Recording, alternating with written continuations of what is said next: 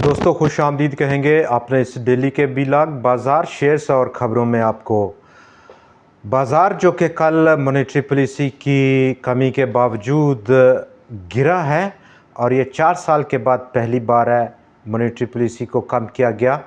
1.5% की गिरावट थी, बाज़ार ने बिल्कुल उसके उलट रिएक्ट किया है। अगर हम आज के बाज़ार के इख्तिताम को देखें, बाज़ार 527 पॉइंट्स के गैप अप ओपनिंग के साथ शुरू हुआ, 73,780 पॉइंट्स पर खुला, लेकिन with in a half hour, आधे घंटे के अंदर अंदर बाज़ार एक हाई पोस्ट करने के बाद जो कि 73,866 पॉइंट्स का था, 614 पॉइंट्स का इंटरडे इजाफा था, मनफी ट्रेड हुआ और ये सिलसिला सारा दिन आज जारी रहा, यहाँ तक कि बाज़ार का आज क्लोजिंग पीरियड शुरू हो गया, इख्तिताम हुआ 663 पॉइंट्स की कमी कर गया।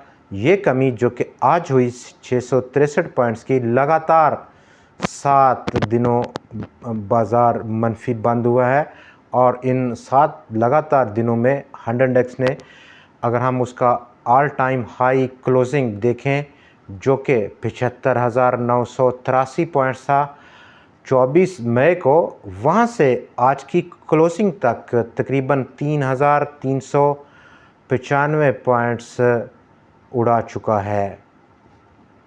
इस वक्त जो दरपेश चैलेंज हैं बाज़ार को, उनमें हम देखेंगे कि बजट है, बजट के बाद IMF है और इन सब के दरमियान जो जून की क्लोजिंग है, चूँकि मार्केट में जो बड़े पार्टिसिपेंट्स हैं, फंड्स हैं, इंस्टीट्यूशंस हैं, म्यूचुअल फंड्स हैं, बैंक्स हैं या ब्रोकरेज हाउसेस हैं, वो जून क्लोजिंग में यानी कि 30 जून से पहले पहले उनके पास जो माल है, जो शेयर्स हैं, वो उसमें रिडम्पशन करते हैं, यानी कि जो फंड्स हैं वो अपनी बैलेंस शीट को बेहतर करते हैं और ताकि वो अपने यूनिट होल्डर्स को पे करेंगे। एक्स्ट्रा उनके पास जो स्टॉक्स हैं वो बेचेंगे और अभी मज़ीद 2 हफ़्ते बाकी हैं।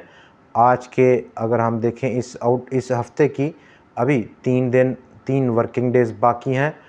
स्टिल अगले हफ़्ते ईद हॉलीडेज़ भी रहेंगी, तो यूँ बहुत लिमिटेड टाइम है, चंद सेशंस हैं और इसमें इस कनेक्शन के साथ हम सेलिंग ज़रूर देखेंगे 30 जून से पहले पहले इन तमाम मार्केट के बड़े स्टेक होल्डर्स की जानिब से। इंटरेस्ट रेट्स कट हुए और उसका असर हमने देखा टी बिल्स की यील्ड पर, जो कि 20% से नीचे आ गई 1 साल की मुद्दत की। उसके बाद काइबोर का रेट भी 20% से नीचे आ गया, 1 साल की मुद्दत का काइबोर। जून क्लोजिंग, बजट और IMF, ये तमाम वो टॉपिक्स हैं जिन पर बाज़ार रिएक्ट कर रहा है और हमारी जो तवक्कुआत थी आपके साथ, जब से बाज़ार अपने ऑल टाइम हाई था 76,000 पॉइंट्स के लगभग, के बाज़ार में जो अपकमिंग इवेंट्स हैं उनका इफ़ेक्ट ज़रूर देखने को मिलेगा और हमारी जो तवक्कुआत थी, बाज़ार बिल्कुल उसके बराबर में बिहेव कर रहा है, रिएक्ट कर रहा है। डाउन साइड बाज़ार का जो सपोर्ट लेवल है वो 71,781 पॉइंट्स, जो कि आज की क्लोजिंग से लगभग 800-700 पॉइंट्स की दूरी पर है। कल अहम दिन है, बजट पेश होगा और बजट के पेश होने का जो वक्त है वो बाज़ार की क्लोजिंग के बाद है और बहुत सारी जो न्यूज़ सर्कुलेट कर रही हैं आज भी, उनमें बजट प्रपोज़ल में जो FBR का प्रपोज़ल था 1% रेट का रैशनल करने का across all sector general sales tax को, उसको रिजेक्ट किया है प्राइम मिनिस्टर साहब ने। FBR की जानिब से दूसरी तरफ जो प्रपोज़ल है टैक्स की कलेक्शन का माली साल 24-25 के लिए, वो 12.9 ट्रिलियन रुपए है।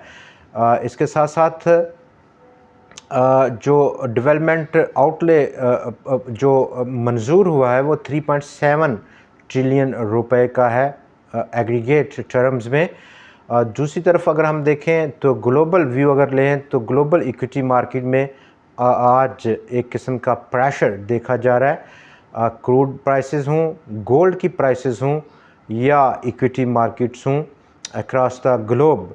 और उसकी बुनियादी वजह कल एक अहम दिन है जहां पर यूनाइटेड स्टेट्स में कंज्यूमर प्राइस इंडेक्स का डाटा ड्यू है और इस डाटे के बाद एफओएमसी मीटिंग है। एफओएमसी मीटिंग से पहले इंटरेस्ट रेट्स की जो कमेटी है यूएस की फेड की वो बैठेगी और इंटरेस्ट रेट्स पर जो कि अभी 5.5% हैं उसको रिव्यू किया जाएगा। डिपेंड करेगा कंज्यूमर प्राइस इंडेक्स का कल यूएस का डाटा क्या रहता है। लेकिन इसके बावजूद यूके में जो अनएम्प्लॉयमेंट रेट है वो बढ़ा है।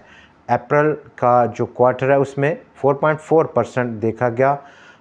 3 माह का अनएम्प्लॉयमेंट रेट 4.3% की फोरकास्ट थी और जो उससे पिछला क्वार्टर था उसमें भी अनएम्प्लॉयमेंट रेट 4.3% था।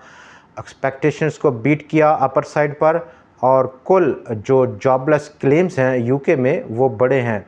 अब टोटल जॉबलेस क्लेम्स 50.4 यानी कि 50,400 बंदा नया क्लेम उसने फ़ाइल किया है इस क्वार्टर में, जो कि पिछले क्वार्टर के मुकाबले में 8,400 ज़्यादा बंदों ने अनएम्प्लॉयमेंट क्लेम को लेने का फ़ाइल किया है यूके में। तो ये वो सिचुएशन है जहां पर इंटरनेशनल इक्विटी मार्केट में और दूसरी कमोडिटी मार्केट्स में उसका असर देखा जा रहा है। इंतज़ार है कल के इस डेटे का। लेकिन इस तमाम के बावजूद यहाँ पर हमारा बाज़ार लगातार 7वें रोज़ मनफी रहा। उस पर हम बात करेंगे। बजट कल होगा और बजट के बाद की जो अनसर्टनिटी है इन केस कि आज के जो प्रपोजल्स हैं उनकी मंजूरी और रिजेक्शन हम कल भी देखेंगे अनलेस के बजट टोटली अनवील हो, उसको पढ़कर सुना दिया जाए तब क्लैरिटी आएगी। अगर जनरल सेल्स टैक्स 1% का इजाफ़ा नहीं किया जाता तो मामला ये है कि फिर क्या इंटरनेशनल मॉनेटरी फ़ंड जो कि पाकिस्तान का टारगेट टैक्स का कलेक्शन का पिछले कंपेरेटिवली 2,000 अरब रुपया ज़ायद कलेक्ट करना है, इसका साफ मतलब है कि बहुत ज़्यादा टैक्स का हुजम बढ़ाया जाएगा, एग्जिस्टिंग को बढ़ाया जाएगा जो टैक्सेस का रेट है और इसके साथ साथ नए टैक्सेस का निफाज भी होगा जो कि स्टॉक मार्केट के लिए एक बजाते खुद नेगेटिव इफ़ेक्ट है। जून क्लोजिंग पर बात की हमने, बजट के आउटकम पर बात की और बजट के बाद जैसे कि कल भी हमारा व्यू रहा इंटरनेशनल मॉनेटरी फ़ंड का जो एग्रीमेंट है नए प्रोग्राम का, नए पैकेज का, और ये 24वां पैकेज होगा जो पाकिस्तान लेने जा रहा है इंटरनेशनल मॉनेटरी फ़ंड के साथ जब से पाकिस्तान इनकॉर्पोरेट हुआ है 1947 से अब तक। तो देखना ये होगा कि गवर्नमेंट के पास जो टाइम है बजट के बाद निगोशिएट करने का दोबारा से, अगर वो रिजेक्ट करता है इंटरनेशनल मॉनेटरी फ़ंड उन रिकमेंडेशंस को जो कि नहीं मानी जाएंगी पाकिस्तान की जानब से इस बजट में, चूँकि पाकिस्तान की गवर्नमेंट के पास एक काफ़ी वक्त है, बहुत बड़ा रूम है, कोई ज़िंदगी और मौत का अभी ऐसा सिचुएशन नहीं है पाकिस्तान के लिए, चूँकि $9 बिलियन के रिज़र्व पड़े हुए हैं जो कि एक एम्पल रूम दे रहे हैं गवर्नमेंट को एक निगोशिएट करने का अपनी टर्म्स पर। तो डिले हो सकता है इंटरनेशनल मॉनेटरी फ़ंड का बजट अनाउंसमेंट के बाद ये सारा जो पीरियड है दोबारा से पाकिस्तान की गवर्नमेंट अप्रोच करेगी इंटरनेशनल मॉनेटरी फ़ंड को बजट अनाउंसमेंट के बाद, लेकिन वहाँ से हम देखेंगे कि उसको रिजेक्ट किया जाएगा, दोबारा से मॉडिफिकेशन होगी। मॉडिफिकेशन के बाद का ये जो सारा पीरियड है ये बेसिकली एक अनसर्टनिटी की ऐसी तलवार है जो बाज़ार पर लटक रही है और इसी इसी पीरियड में जो कि अनसर्टन है, बाज़ार रिएक्ट करेगा। कतई नज़र इसके कि इस पीरियड के दरमियान हम देखेंगे कि इक्का दुक्का रैली ज़रूर हो सकती हैं बाज़ार में, जैसे कि बहुत सारे स्टॉक्स अभी शॉर्ट टर्म के जो उनकी ऑस्किलेटर्स हैं वो ओवरसोल्ड टेरिटरी में है, जैसे कि मारी petroleum, OGDC, Engro corporation, Pakistan petroleum वगैरह वगैरह। आज भी ये तमाम जो स्टॉक्स हैं गिरे हैं। सीमेंट जो कि मेन बेनिफिशरी था रेट की रिडक्शन का, वो गिरा है। Steel, E&P, banks, IT, fertiliser और इसके साथ साथ ऑयल मार्केटिंग कंपनीज़ भी आज एक बार फिर से मनफी बंद हुए हैं।